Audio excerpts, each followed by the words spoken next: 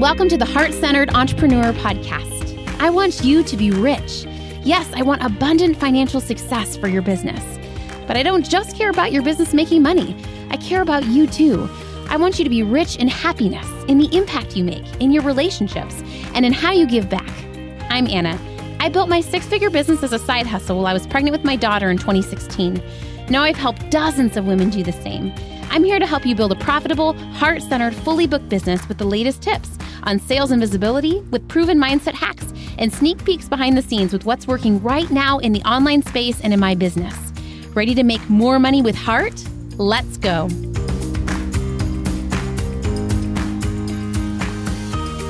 Today is going to be a very fun episode. I'm excited about it. I brainstormed for you 10 ideas to make work more fun because I really found that I was hearing in the online space people asking the wrong question. People were asking the question, how do I make money without any work? Or how do I make work feel like less work? And I get the concept, right? Because a lot of times you're working in a 9-to-5, you're feeling exhausting, you're feeling burnt out, you're feeling ready for a season of rest. And I'm all for seasons of growth and rest. In fact, in business, I really teach my clients to grow and then stabilize, right? We want to get more clients, but then we want to make sure those clients are served well by things like solid systems and team and policies and boundaries. So I'm all for like growth and rest, growth and stabilizing. However, I really feel like in life, we need to work. We need to have meaning. We need to have goals. It doesn't mean we have to hustle. It doesn't mean we need to work 24/7. You know, I'm a big fan of like having a small business and a big life, right? But I think when we have the wrong goal of like, how do I make work less worky, it's just not the goal. The goal is, how do I have clear boundaries so I'm only working like 20 hours a week or whatever it is for you? And then how do I make the 20 hours I am working more fun? Because think about it, whether you have a day job or a business, you spend your day working, right? And that is why I just had this thought the other day when one of my friends was venting about a coworker. I was like, oh my gosh, like I don't have any coworkers I hate. I don't have any clients I hate. Like everyone in my life is high vibe. And when I worked in corporate, there were a certain amount of people who really were not my favorite, but you really can't do anything about it because you don't get to choose your coworkers, right? You don't get to choose your clients. And so that is one of the biggest blessings, I think, of business. And really one of the things I think people don't take the most advantage of, which is remembering long-term, if a client is a pain in the booty, like release them kindly, right? You get to curate that, right? If you're feeling lonely in business, you get to do coffee dates, meet new people, and meet new biz besties, right? You get to hire a coach who feels like a partner in crime, right? You get to hire a VA who feels like your right-hand woman that like, you know, my OBM asked me the other day, like, Anna, how else can I support you? And I started crying because it's like, wow, like she's there to make my life easier, right? And I think it's just this reminder that like we get to curate our world and we forget that, right? So back to the point of the episode, which is how to make work more fun. I think we actually can make work more fun. And in so doing, making a big part of your life more fun. Okay, so let's get to the ideas. And I want to hear your feedback. Like if I missed one, tell me in the Instagram DMs, like what are you doing to make your work and life and business more fun? This is going to be a mix of theoretical and some really practical stuff. So I think you're going to like it. I really think that you will. Okay, number one, I kind of alluded to this, but the number one thing I do to make my business fun is have good people around me because for me, I'm an extrovert. I'm an ENFP, Enneagram 7. People are a big thing to me. Like I love to connect with people. Obviously, my clients are a big part of that, right? I think I told you guys one of my best friends joked that like I do my coaching 3 days a week and then about 3 weeks out of the month. So I have 1 week a month. That is not a lot of coaching, right? It's some like behind the scenes stuff or like, you know, I'm traveling to Ireland in a week and a half. So I put that on my non-coaching week. But on my non-coaching week, I was talking to my best friend on the phone and she was like, I was giving her some advice and she was like, is it feeling good to give advice? I was like, yeah, it is. Cause I miss helping people, like I enjoy people. And if you are a coach, you potentially may enjoy, even if you're like an introvert extrovert or an extroverted introvert, right? Like likely, I mean, here's the thing, like we weren't meant to be alone. We're meant to be in community. And I think when we start our businesses, we don't have that built-in network as much as you do during a day job. So you really have to be intentional about asking yourself, who are the humans I'm surrounding myself with? And do I like them, right? The 3 women on my team right now are just amazing humans and are friends to me, right? We're not like best friends because obviously we don't live in the same city and stuff. But if they did live here, I would 100% have them and their kids over for a play date, right? I would 100% do a coffee date with them. Like they're just good humans that I honestly admire and look up to. And what an honor that we get to pick the women that work with us. What an honor that I love my clients. Like I love to, it doesn't mean that like every session is fun. Sometimes we're doing hard work. Sometimes I'm challenging them, right? But at the end of the day, they're good humans. They're quality people. Same thing with my coach, with my therapist, with the people that support me. I was telling my friend the other day, like my therapist, I love her so much. I don't even see her every week, but when I sit in her office, it's like ocean themed and I could just like sit there in her presence for an hour and it feels so good and safe. And I think we forget that not to say that like people have to be perfect because they don't, right? But it's just this reminder that for me, a way that I make my working hours fun is being with good people, interacting with good people. When I do collaborations, having it be with good people. Number 2 and number 3 are related, so let's put them together. Number 2 is short-term ways to make the hard stuff easier and more fun. And then the third one is long-term ways to make your business and life more fun with scaling and delegating, et cetera, by figuring out your version of success. That was a long one. Okay, so number 2, short-term ways to make the hard stuff easier. Right? Because I shared this on Instagram the other day, but I really feel like you should enjoy your business like 80 to 90% of the time. If you're in like a rapid growth season, it's probably going to be more like 80%. Here's why. Because I find that at any given time, 10% of your business you're not going to like, right? Like maybe for you, it's like bookkeeping right now if you can't afford to outsource it yet, or like whatever. Maybe it's like getting visible and creating Instagram reels. Like you don't really like it, but it's what you do to reach new people. Like it's okay that there's like 10% that you don't like. Ideally, it's not the 10% that's the bulk of your business. Like if you're a coach, you should enjoy coaching. If you're a designer, you should enjoy that, right? But there's always going to be a little part, just like I think about my day job. Like when I, had all different day jobs, I probably enjoyed my job like anywhere from like 40 to like 75% of the time. And that's good for a day job, right? Because at the end of the day, we're doing it to like work and provide for our families, right? So I think if you can get it to 80 to 90%, that is good. Like that is amazing. And so for me, at any given time, 10% of my business or whatever, it's just stuff I don't like, whatever. The other 10%, if you're in a rapid season of growth, there's probably things that aren't necessarily things you don't like. They're just new and uncomfortable. Okay. So, and this is related to a different point. So maybe I'll bump that one up, which is like doing one hard thing at a time. But really, I feel like I really encourage my clients, what is the fish you need to fry in your business that's going to help you grow, quantum leap, faster, sign more money, make more clients, right? Usually for my clients, it's either focusing on visibility and growing their audience, or it's selling and converting their current audience, or it is increasing their capacity by working on team and boundaries, or at the start, it's really figuring out your message and niche. You cannot do multiple things well at once. That's the truth of it. And so let me go to this one. Doing one hard thing at a time is the way to make your business fun, because then you actually make progress. When you're trying to do 5 hard things, new things at a time, you're just going to make a lot slower progress. It's going to be way less rewarding, or you may not make any progress at all and you might burn out, right? And so just doing one hard thing at a time helps you be more productive, but then it also makes everything else light and positive and easy, right? Okay, so when you're doing one hard thing at a time, you're more productive at it, right? You're enjoying the rest of your life, but also back to the point of going to the short-term ways to make the hard stuff easier is you don't have a lot of your day where you're doing the hard stuff, so you have a little more stamina, right?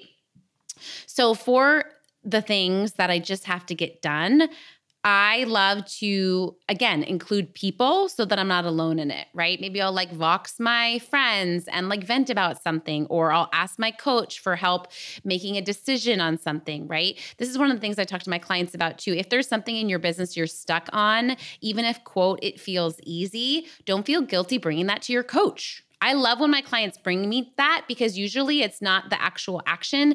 There's a fear around it, right? Or it's feeling overwhelming. And so permission to unpack it because you're a smart woman and there's probably a really legit reason you're avoiding something.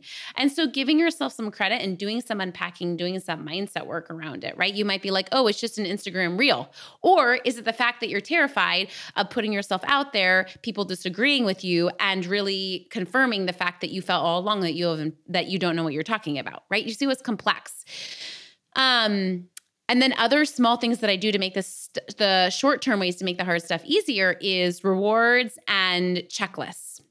I'm a big fan of writing down like 5 boxes on a sticky note and checking them off. Like if I have to follow up with 5 potential clients, I'll just put 5 little boxes and then I'll check one off as I go, just on my little tab of paper, right? I'm also a huge fan of timers. Like just most things that my clients are avoiding, I'm like set a 10-minute timer and start. And then when you do it, I'll give you some little emojis in Slack, right? Like I think sometimes when something feels overwhelming or big, we make it more complex or feel like we have to take it all in one big chunk, where the truth is it's okay to make it simpler. It's okay to make it easier. What's the first step on the way to that? Can you just spend 10 minutes on it? Okay, long-term, making your work more fun and profitable, etc. It's really figuring out what your version of success is, how you want to spend your hours, and making sure you're delegating, curating your business to cater to that, right?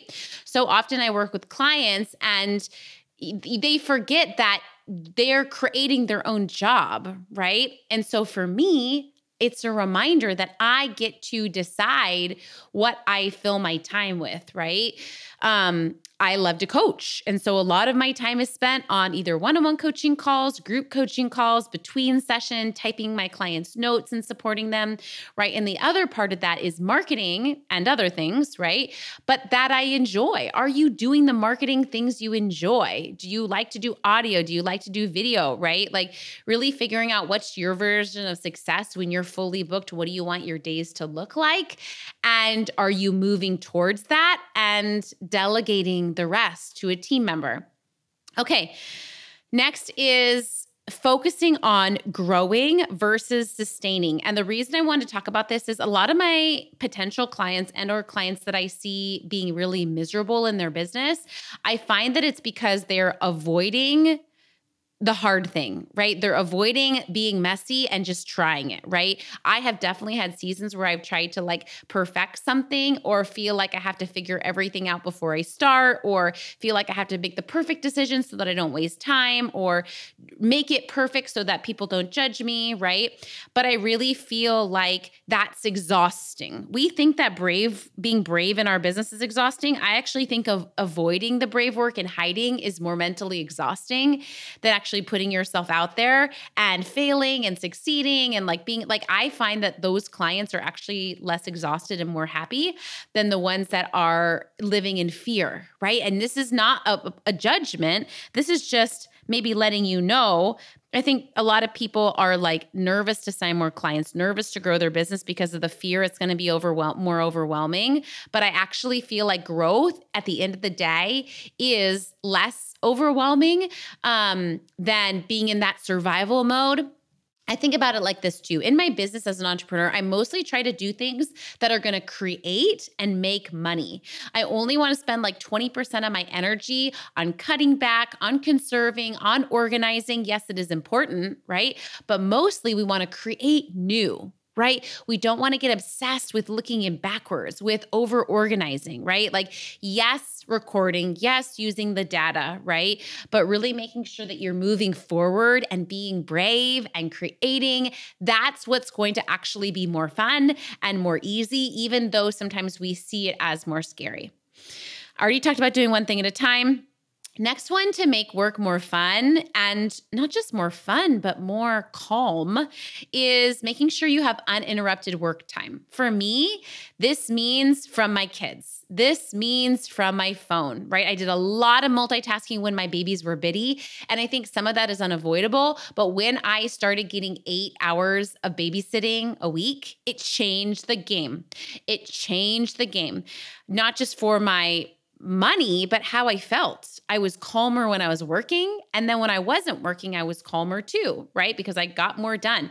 So I really think having that uninterrupted, undistracted work time from your kids, from your phone, from your worries. Like, I wonder if you saw your work time as a meditation, a time where you could and I've lately been trying to see everything as meditation. I'm not the best meditator, to be honest. I'm probably not the one to be giving meditating advice. But for me, when I open the door and I go into a yoga class, I try to think all of my concerns or my worries being left behind for 1 hour. And I just get to enjoy it. I think about that same way when I'm on a coaching call with a client. I just get to be present with them and bask in that delicious present moment. And really, I'm someone that isn't very good always at being in the present. I'm I'm a visionary. I also reflect and kind of feel like a historian. I like to think on the past. And so it really is a discipline to be present. But I think if you can think about it I get to record this podcast and all I get to do is think about this podcast and I can release everything else from my mind. It gets to be kind of fun and delicious, right? I encourage my mastermind clients, what can you do to just show up for this call for an hour and be in CEO mode and dream and vision and think big? And that's where our best creativity comes, because in the present, our mind relaxes, right?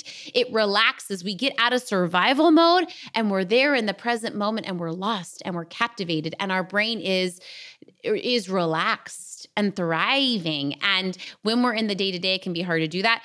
I will give an honorable mention. This isn't one of the 10, but to being organized with your Google Calendar and your task management system. For me, that's what allows me to have uninterrupted work time and also to be present in the moment, because I'm not continually thinking, what if I miss something? Because I know everything that I need to remember is on my Google Calendar. So I can be here present, because everything for my motherhood and my life and my business, right? It's all there. So I just need to know I'm here from 2 o'clock to 3 o'clock.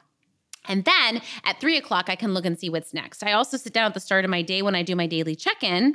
You guys know I'm a big fan of that. And I write down what my schedule is to kind of rehearse in my mind of what's going on that day. But I don't have to think about the future. Same thing with my task management system, right? I have for my business and my life, for example, I have a task that goes on Tuesdays that's Anna, take out the trash.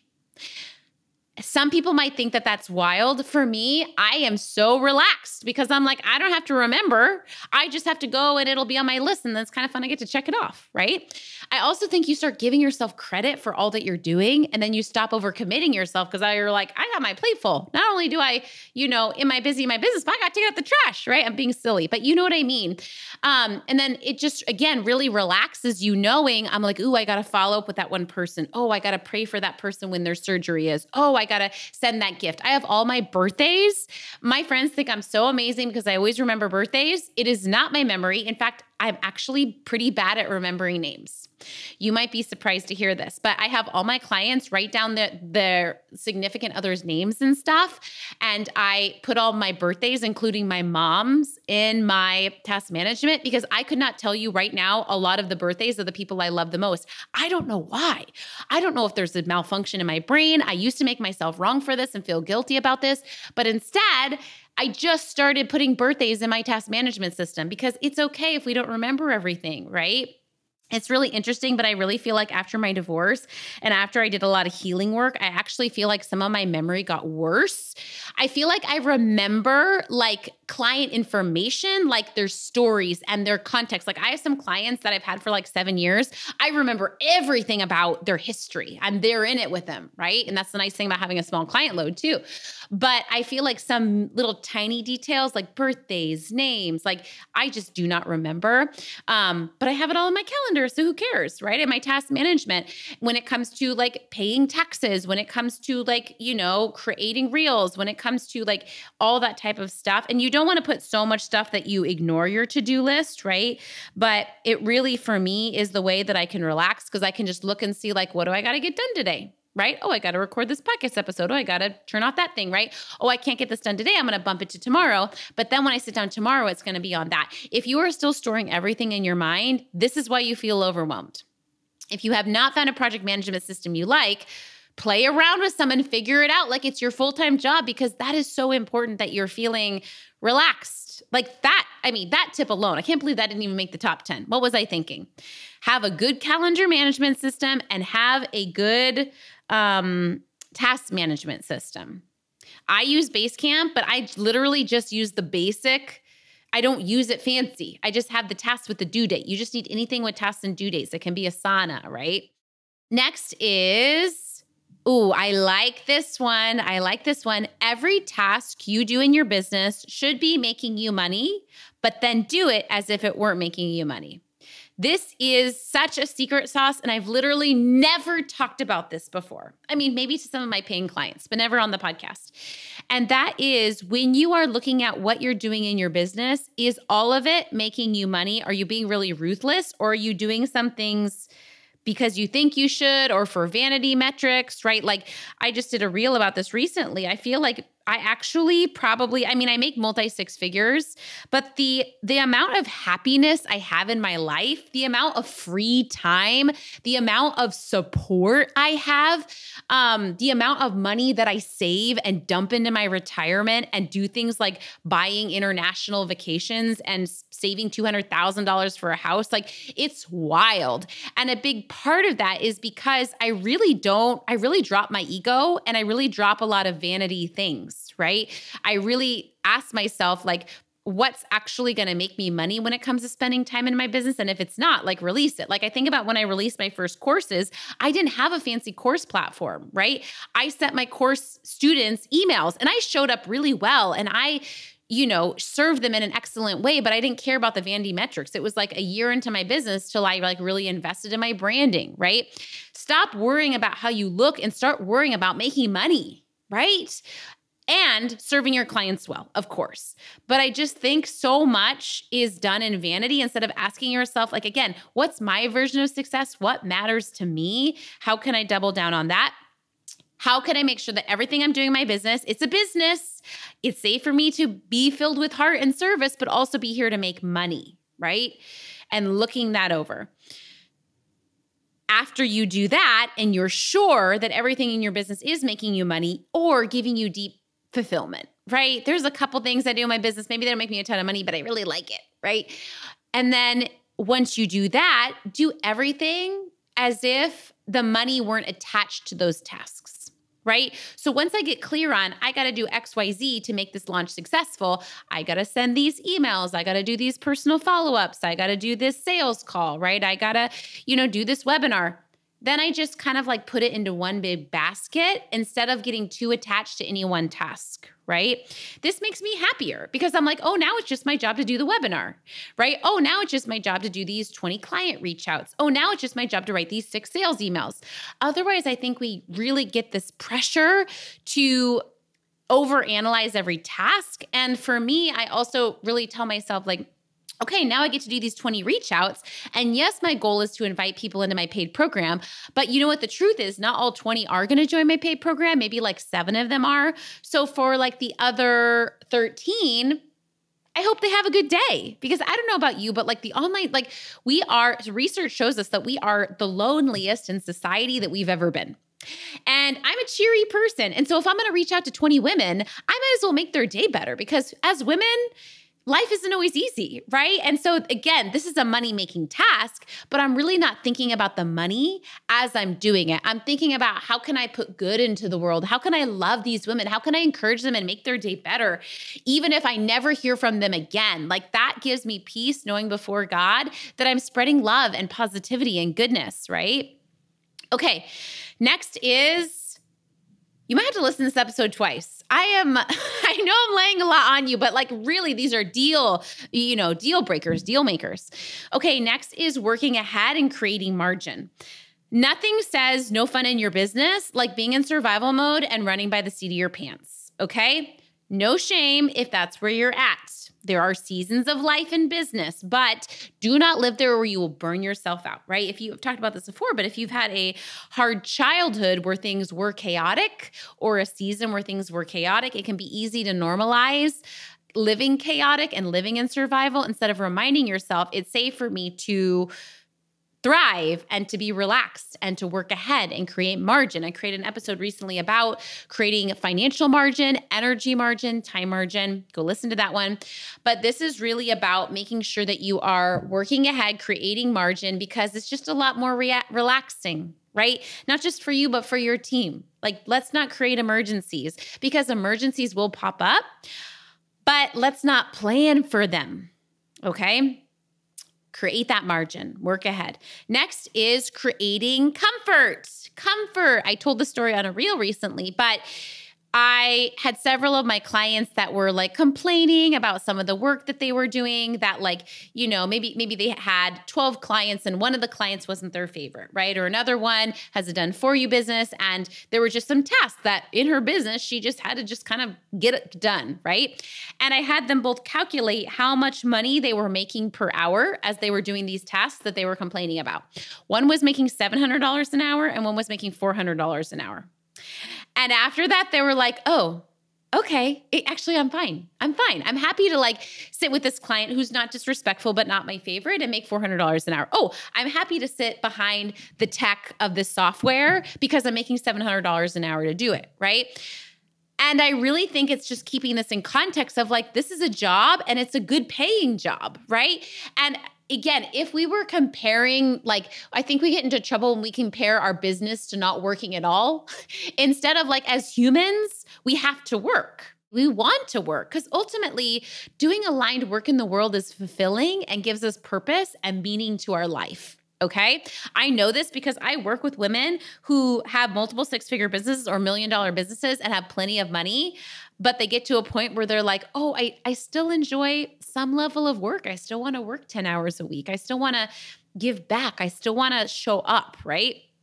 So really seeing that, like, when you're comparing having a business to not working at all, it doesn't look good. But when you're comparing having a business and making money to any other job you could have on the planet, you're doing good, right? I think about that when I compare, my week to like if I wasn't working at all versus, I'm a little different because I actually really like working, but versus comparing this to any other day job I could do. Every once in a while I'll have a moment where my business is hard and I'm like, should I get a day job? But literally that thought leaves my moment about 0.2 seconds in, because literally I can't think of a single job that gives me as much money, as much satisfaction, and as much time freedom as this one, and the unlimited growth potential. Like, it just doesn't hold a candle, right? So I think it's just remembering, like, yes, it's okay that it feels like work sometimes, but you're making good money. And if you're not making good money, either hanging in there till you do or restructuring things so that you are making more money faster. Usually at the beginning, it means adding a higher ticket offer in.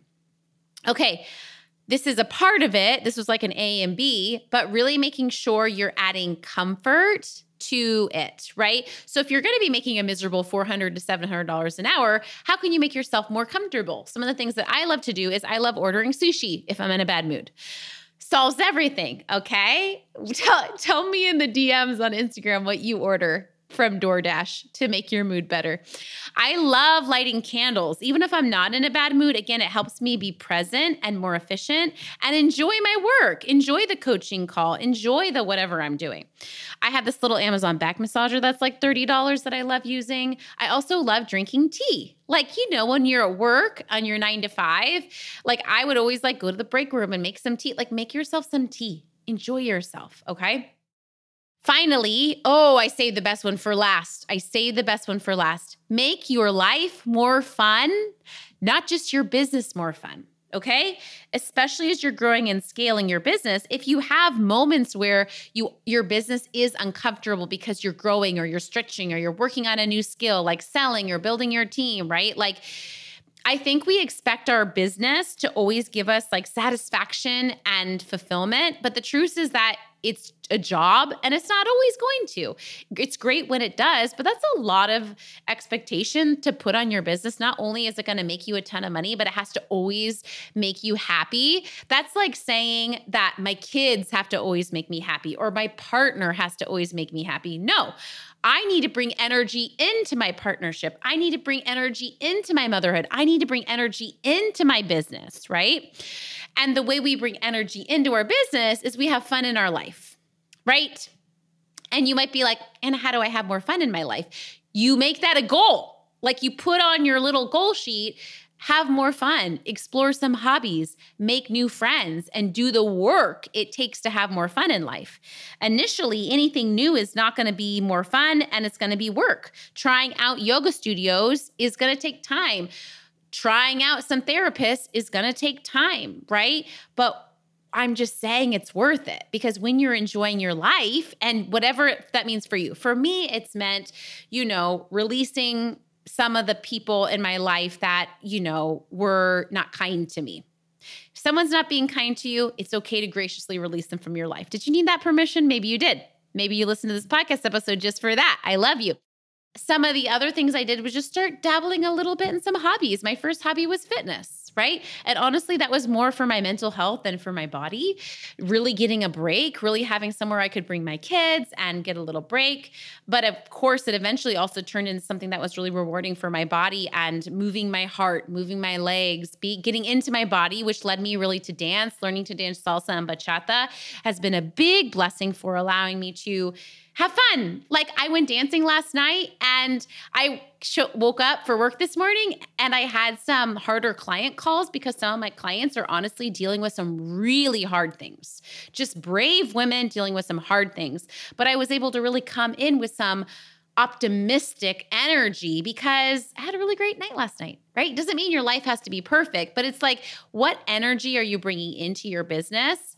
That's almost your job, right? It's almost like you bring in the positive energy to your business and out pops money.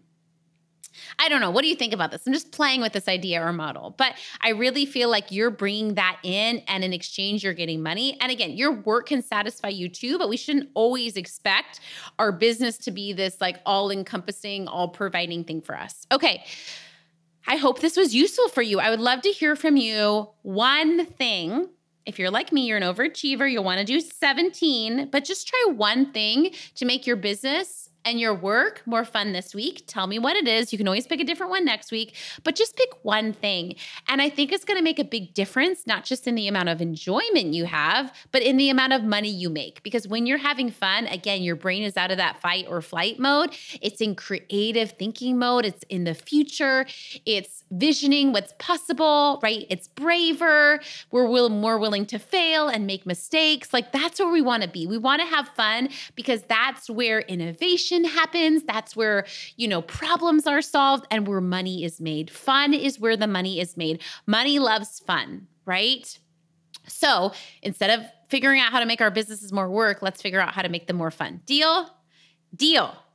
I love you girlies so much. If this resonates with you, and if you are a coach or consultant of any niche, whether it's health coaching or finance coaching or fertility coaching or relationship coaching or travel coaching, or you're thinking about doing some sort of consulting, I would love to invite you to my free webinar, 20 minutes long. It's pretty good. It'll teach you how to sign your next 5 one-on-one clients with one simple strategy. One simple strategy. And you know me, if you're like, I do want to sign 5 clients, but I also don't because I'm already overwhelmed. I teach you how to market in a way that's not overwhelming, in a way that you don't have to be on social media 24/7. And then also my program on the inside also teaches you once you have those clients, how to serve them in a way with lots of templates and policies that's not overwhelming. So again, so you enjoy your work, right? So I want to help you get filled with work and help you market, but I also want to help you enjoy your work because again, that helps you get more work too. It's like that chicken and the egg. Okay, have a beautiful, beautiful rest of your day. And as always, I know you could spend your time 1,000 places online, but the fact that you spend it here in the Heart-Centered Entrepreneur community is something I do not take for granted. I am so grateful for you and know that it is my honor and mission to just serve you as well as I can. So if there's anything I can do better or different, know that my door is open to you. And I would love always to hear, like, if you have podcast episode ideas, if you have needs. I'm just an open book and I just want to create what is most valuable for you. So hang in my DMs and let me know.